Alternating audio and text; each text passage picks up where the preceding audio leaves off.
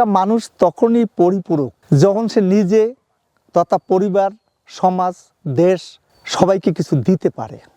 একটা মানুষের যদি চিন্তা চেতনা থাকে যে আমি সমাজকে, দেশকে, জাতিকে কিছু দিব, তখনই কিন্তু সে পরিপূর্ণ মানুষ।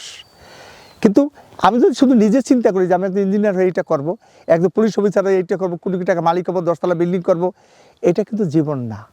আপনি যদি কাউকে কিছু দেন, বিনিময়ে কিন্তু তার কাছ থেকে কিছু পাবেন। শিক্ষিত কাকে বলে? বইয়ের দুটো পাতা পড়লে শিক্ষিত হলো না। শিক্ষিত কিন্তু ওরাই যারা সমাজকে, দেশকে, নিজেকে দিতে পারতেছে, তারাই শিক্ষিত। বাবা মা যখন লেখাপড়া করায় একটা সন্তানকে, সে প্রথমেই ভেবে নেয় আমার ছেলে জজ, ব্যারিস্টার বা আপনার একজন বড় অফিসার হবে, এই আশাটার জন্যই তারা লেখাপড়া করায়। কিন্তু কখনো ভাবে না যে আমার একটা সন্তান একজন ভালো মানুষ হয়ে উঠুক। সামাজিক দায়বদ্ধতা একটা মানুষের ভিতরে থাকা উচিত। একটু ভাবেন না যে আমার একটা ছেলে কৃষক হবে, একটা ছেলে কৃষিবিদ হবে, একটা ছেলে কৃষি উদ্যোক্তা হবে। বহির্বিশ্বের দিকে তাকাই দেখেন, ওখানে কিন্তু একজন লোক যখন কৃষিবিদ হয়, একজন লোক কৃষক যখন হয়, বাপ মারা গর্ব করে।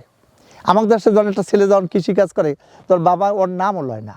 ওই একটা সন্তান যদি বিদেশে থাকে, একটা সন্তান যদি বড় কিছু করে, যেমন আপনার ডক্টর বা ইঞ্জিনিয়ার বা বড় কিছু হয়, তো তার কথাই বলে যাবে অমুকের বাবা।